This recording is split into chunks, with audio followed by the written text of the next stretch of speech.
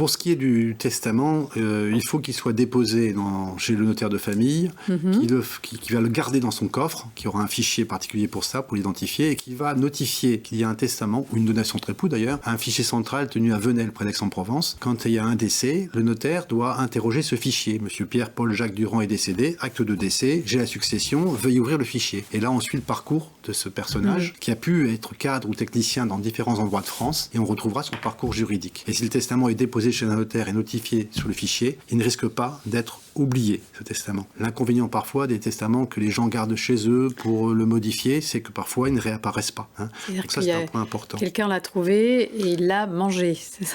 Oui, ça c'est dans les films, mais ça doit exister parce que parfois on sait que le testament doit être à tel endroit et il n'a jamais été retrouvé. Voilà. Ouais, donc il peut simplement avoir été égaré et vraiment bien trop rangé. Effectivement, si le testament est manuscrit, c'est de la main même de son auteur. C'est pas dire ma chérie, son épouse, tu écris mieux que moi, rédige-le, le signerai. Ça, c'est un cas de nullité.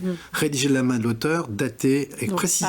Ça ne peut pas être écrit sur un ordinateur. Non, du tout. Et daté avec précision et signé. Et daté avec précision parce que le testament le plus récent a vocation à annuler le plus ancien. Et on fait attention à la rédaction. Chaque mot a son importance. C'est à la fois très simple de faire un testament manuscrit, écrit, daté, signé, mais chaque mot a son importance. Donc il faut un conseil pour son exécution et tout ça. Bon, alors effectivement, les points principaux, on reçoit la famille, on fait un bilan familial et patrimonial, on voit ce qu'il est possible de donner. D'ailleurs, tout à l'heure, on vous avait dit, on va accepter une succession. Ça peut surprendre les gens. Mais quand on est héritier, on accepte une succession si elle est bénéficiaire, mais s'il y a des dettes. Oui, c'est des dettes. J'allais vous poser la question.